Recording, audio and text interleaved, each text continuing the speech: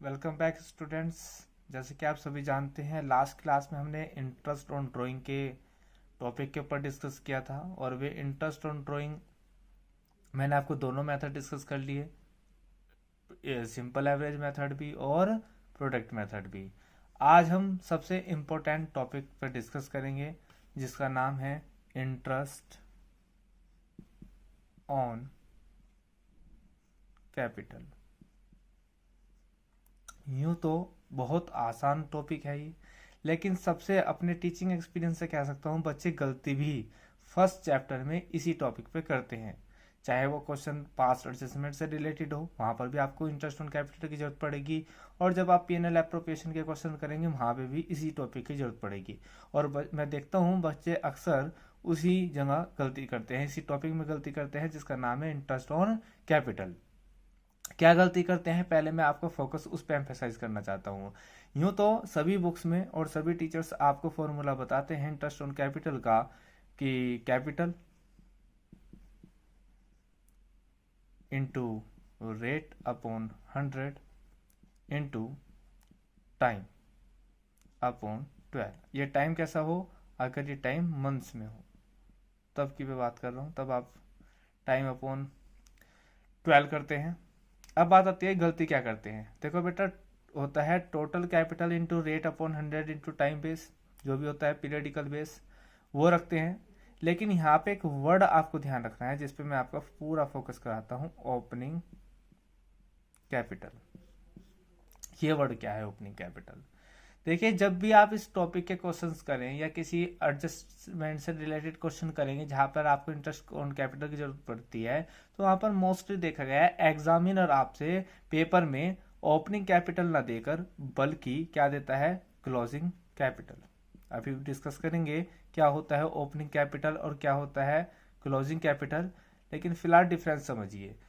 आपको पेपर में या नॉर्मली जरूरत क्या है पे पड़ती है, I mean interest on capital हमेशा ओपनिंग कैपिटल पे निकलता है, लेकिन एग्जामिनर आपको कंफ्यूज करने के लिए मोस्टली क्लोजिंग कैपिटल देते हैं और बच्चे इसी पर कैलकुलेशन करते हैं, यानी कि फॉर्मूला लगाते हैं। जो भी बुक में कैपिटल गिवन हो, capital into rate upon 100 into time base रख लेते हैं। लेकिन आपको ऐसा नहीं करना है, आपको फोकस करना है कब ओपनिंग क्वेश्चन में ओपनिंग कैपिटल गिवन है या क्लोजिंग कैपिटल गिवन है। अगर ओपनिंग कैपिटल गिवन है तो कोई दिक्कत नहीं है, ओपनिंग कैपिटल पर सीधा क्वेश्चन, ओपनिंग कैपिटल पर सीधा कैलकुलेशन करो और ठीक है, फिर कोई दिक्कत नहीं। लेकिन अगर क्लोजिंग गिवन है, क्लोजिंग कैपिटल गिवन है, तो आपको पहले निकालनी है ओपनिंग कैपिटल। तो आइए बात करते हैं क्या ओपनिंग कैपिटल होती है और क्या होती है क्लोजिंग कैपिटल। जैसे कि आप सभी जानते हैं कैपिटल क्या होती है, पहले हम बात कर लेते हैं कैपिटल की एक छोटी सी।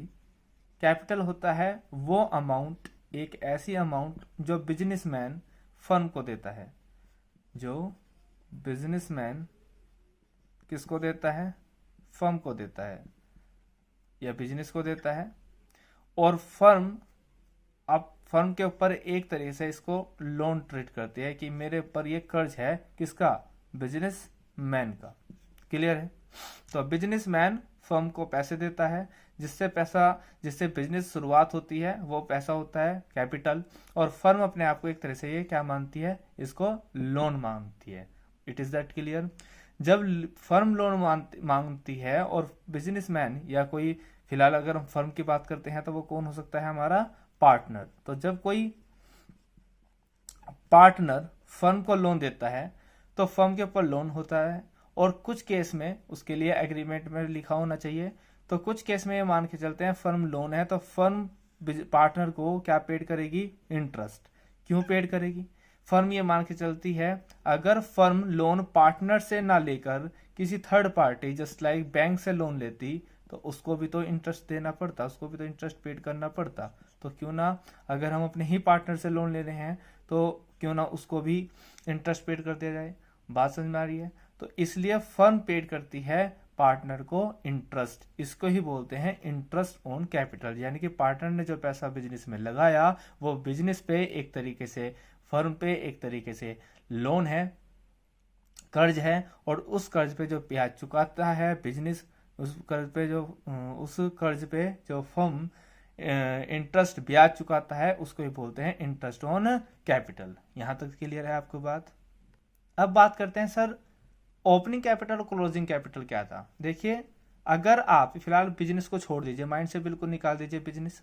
अगर ए और बी दो व्यक्ति हैं, ए बी को लोन देता है, क्लियर, ए बी को लोन देता है। ए ने बी को लोन दिया 1 जनवरी में, 1 जनवरी में दिया लोन, कितने, 1 लाख रुपीज, क्लियर। बी कोई बात नहीं, ठीक है, 12 महीने के लिए दिया, ये मान के चलते हैं। आगे चले 1 फरवरी आया, 1 फरवरी आया, तो चलो इसे फरवरी नहीं 1 दिसंबर मानते हैं, एग्जाम्पल को थोड़ा छोटा करता हूं, 1 दिसंबर मानते हैं। 1 दिसंबर को बी ने उस 1 लाख रुपए में से 60,000 रुपीज पेड कर दिए, ए को वापस करते पेड। ये इंटरेस्ट नहीं पेड करा, पैसे 1 लाख रुपए जो आए थे वो 60,000 रुपए ए को पेड कर दिए, क्लियर है यहां तक बात। अब ब्याज जो है, इंटरेस्ट जो है वो एनुअली पेबल था, यानी कि 1 जनवरी से 31 दिसंबर को देना था। अब बी इसको ब्याज देने लग जाए कि भैया अब मेरे पास, तेरे पास 1 लाख रुपए तेने दिए थे, 60,000 रुपए मैंने दे दिए, अब मैं तुझे 40,000 रुपए पे इंटरेस्ट दूंगा। तो क्या ये सही होगा? 40,000 पे इंटरेस्ट मिलना चाहिए ए को? बिल्कुल नहीं मिलना चाहिए। ए को किस पे इंटरेस्ट मिलना चाहिए? ए को ये देखिए 11 महीने के लिए तो उसने दिए थे 1 लाख रुपए और 1 महीने के लिए दिए 40,000 रुपए। तो इन दोनों पे अलग अलग कैलकुलेशन हो गए, यानी कि लास्ट में नेट इंटरेस्ट निकलेगा आपका। अगर बी उसको ए को सिर्फ 40,000 रुपए पे ब्याज देने लग जाए तो ये नुकसान हो जाएगा ए के लिए, क्लियर है। इसी का ही दूसरा पक्ष भी हो सकता है। इसका दूसरा पक्ष ये हो सकता है, ए ने 1 जनवरी को बी को 1 लाख रुपए दिए, अब 1 फरवरी में या कुछ भी डेट ले सकते हैं, ए ने फिर 1 लाख रुपए दे दिए इसको, तो यहां पे बी के पास टोटल कितनी अमाउंट होगी? 2 लाख, क्लियर है। अब आगे चले, 1 फरवरी के बाद 1 अगस्त ले लीजिए, यहां पर बी ने क्या करा? बी ने करा 50,000 रुपए ए को रिटर्न कर दिए। तो नेट अमाउंट अब बी के पास कितनी उधार है?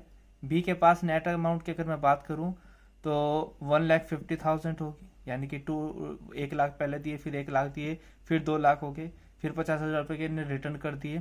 तो कहने का मेरा मतलब ये है कि ब्याज जो लोन था वो बढ़ भी सकता है बाद में और कम भी हो सकता है। इसी तरह से एक फर्म में पार्टनर जो होता है अपनी कैपिटल को इंट्रोड्यूस भी कर सकता है और कैपिटल को विड्रॉन भी कर सकता है, क्लियर। तो कैपिटल बढ़ाई भी जा सकती है, इंट्रोड्यूस भी कराई जा सकती है और विड्रॉन भी किया जा सकता है, क्लियर है। तो विड्रॉन के केस में कैपिटल घट जाएगी साल के एंड में और इंट्रोड्यूस के केस में कैपिटल इंक्रीज हो जाएगी। तो आपको ब्याज किस पे देना है? आपको ब्याज जो इंटरेस्ट देना है वो हमेशा ओपनिंग कैपिटल जितने मंथ के लिए जो अमाउंट शुरुआत में रही उस पे देना है, फिर जो क्लोजिंग पे रही क्लोजिंग पे देना है। यानी कि आपको टाइम वाइज देखना है आपके पास कर्जा एज ए कैपिटल कितने समय के लिए रहा, उस पे इंटरेस्ट कैलकुलेशन होगा, क्लियर होगी बात, ठीक है। तो आइए इसको और आगे ज्यादा समझते हैं। तो चलिए समझते हैं क्लोजिंग कैपिटल से ओपनिंग कैपिटल पर कैसे पहुंचा जाता है। बड़े ध्यान से समझेंगे मेरे साथ आप बात। क्लोजिंग कैपिटल, अगर क्वेश्चन में क्लोजिंग कैपिटल दे दी है और एग्जांपल मान लेते हैं 3 पार्टनर है ए बी सी, तो आप क्या करेंगे? वर्किंग नोट का पार्ट है, एक वर्किंग नोट बनाएंगे और क्लोजिंग कैपिटल को तीनों के कॉलम में लिख देंगे, जिसकी जितनी क्लोजिंग कैपिटल उतनी। उसमें ऐड कर देते हैं क्या? ड्रॉइंग, और ऐड कर देते हैं लॉस इफ एनी, अगर लॉस हुआ है तो। लेस कर देते हैं, ये दोनों चीजें तो ऐड करेंगे और ये चीजें लेस करेंगे। लेस क्या करते हैं बेटा? Additional capital. ऐड करते हैं एडिशनल लेस करते हैं एडिशनल कैपिटल और फिर लेस करते हैं प्रॉफिट, ठीक है। जो इनको ऐड और लेस करके आता है उसको ही बोलते हैं ओपनिंग कैपिटल। क्या ये बात समझ में आ गई? इसको ही बोलते हैं ओपनिंग कैपिटल। ये निकल के आ जाएगी ओपनिंग कैपिटल। अब आप पूछेंगे सर ये हमने ऐड और लेस क्यों करा? आइए इसको समझते हैं।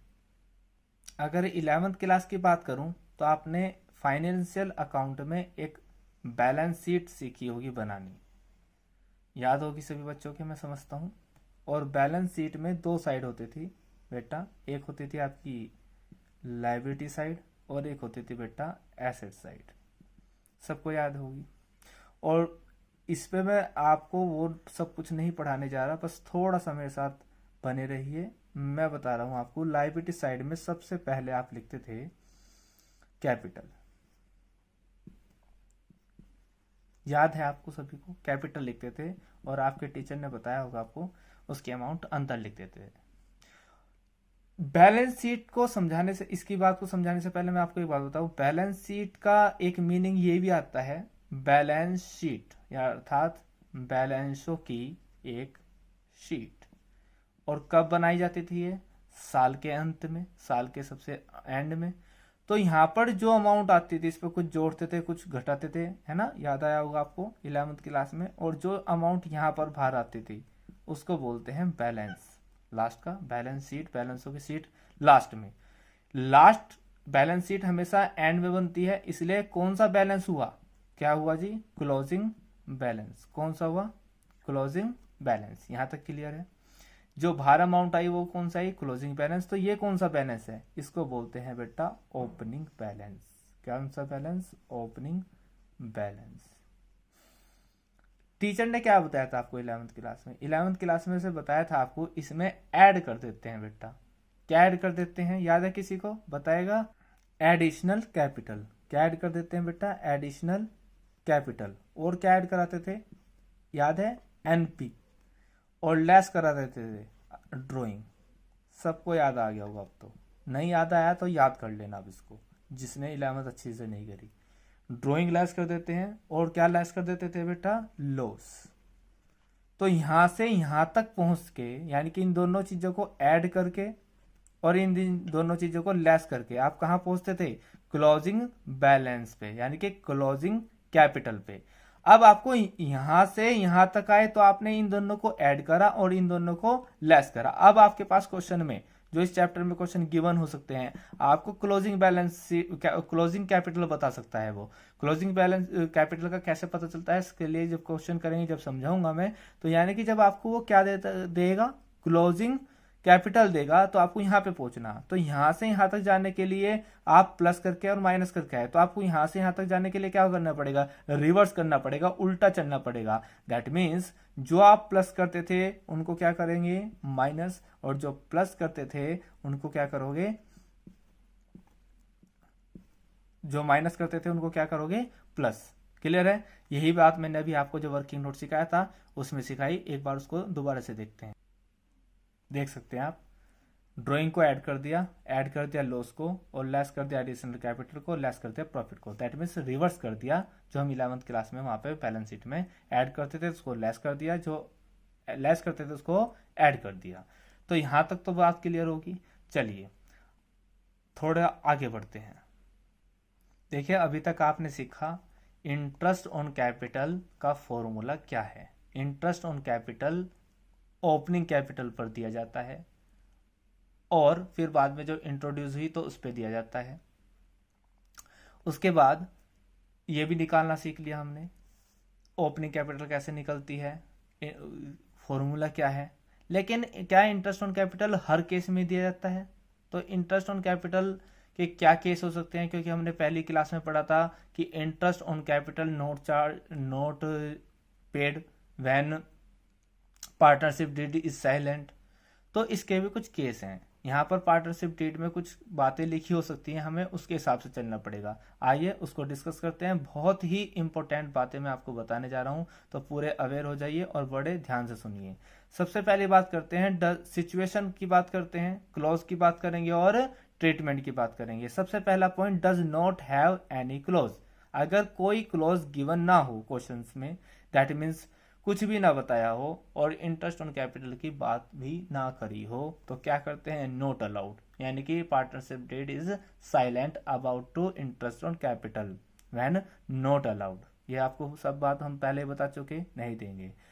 बात आती है दूसरे पॉइंट की, close given but treatment is not given. Close given है, इंटरेस्ट ऑन कैपिटल बता दिया 6%, 7%, 8%, लेकिन ट्रीटमेंट नहीं बताया। अब ट्रीटमेंट में क्या होगा, ट्रीटमेंट में साफ साफ बता देता है कि paid interest on capital whether the loss, चाहे लॉस हो या ना हो, तो वो ऐसा कुछ नहीं बताया, सिर्फ क्लोज गिवन हुई है। तो क्लोज गिवन हुई है तो इसमें 3 कंडीशन अराइज होती हैं। ये बात बहुत ही ध्यान से समझनी है आपको, 3 कंडीशन अप्लाई होती हैं। उस केस में आपको लॉस भी हो सकता है फर्म को, प्रॉफिट भी हो सकता है, और प्रॉफिट 2 कंडीशन में हो सकता है, जब प्रॉफिट कम हो इंटरेस्ट ऑन कैपिटल से और जब प्रॉफिट ज्यादा हो इंटरेस्ट ऑन कैपिटल से। ठीक है, चलिए सर पहले इनको दोनों को क्लियर करते हैं, फिर ये कराता हूँ। Does not have any close, कुछ नहीं बताया, कुछ नहीं कहा, तो नॉट अलाउड, ये तो सीधी सी बात है। अगर क्लोज गिवन नहीं है, ट्रीटमेंट नहीं दिया, तो ध्यान रखना लॉस है तो नॉट अलाउड। अगर लॉस हो गया और ट्रीटमेंट साइलेंट है तो भी नहीं दिया जाता इंटरेस्ट ऑन कैपिटल। लेकिन प्रॉफिट हो तो ये चेक कर लेना पड़ता है कि प्रॉफिट ज्यादा है या प्रॉफिट कम है। तो जैसे कि मैं इस एग्जांपल के लिए मान लेता हूँ, सपोज करो प्रॉफिट तो हुआ बेटा 10,000 का, लेकिन इंटरेस्ट जो बैठा वो 15,000 का बैठा, तो ये वाला केस हो गया profit less than interest on capital. तो उस केस में प्रोपोर्शनेट बेसिस दिया जाता है, बेसिकली एक रेशो से दिया जाता है। जब क्वेश्चन कराऊंगा तब समझाऊंगा। और केस थर्ड क्या हो सकता है इस कंडीशन में, सेकंड कंडीशन में केस हो सकता है profit more than interest on capital, यानी कि यहाँ पे उल्टा ले लेते हैं बिल्कुल। प्रॉफिट तो हुआ है हमारा 15,000 रुपए और इंटरेस्ट ऑन कैपिटल सपोज बैठता है 10,000, तो कोई दिक्कत नहीं है, फिर तो फुल अमाउंट अलाउड हम दे सकते हैं भाई। एक तो हम लॉस में नहीं दे सकते, एक प्रॉफिट कम है तब नहीं दे सकते, अगर प्रॉफिट हुआ तो दे दो क्योंकि यहाँ पे क्लोज तो गिवन है। अच्छा, बात आती है ट्रीटमेंट इज गिवन। अगर ट्रीटमेंट भी गिवन हो, क्लोज तो गिवन हो, यहाँ पे लिख रहा है ट्रीटमेंट इज नॉट गिवन, तो यहाँ पे treatment is not, sorry treatment is given, तो interest on capital allowed even in case of loss. तो यहाँ पर आपको पूरा एम्फेसाइज करना है, अगर ट्रीटमेंट गिवन है तो कि इन केस ऑफ लॉस भी इंटरेस्ट ऑन कैपिटल दिया जाएगा, जबकि अगर यहाँ पे ट्रीटमेंट नहीं गिवन है और लॉस हुआ है तो नहीं दिया जाएगा। बेसिकली यही डिफरेंस है।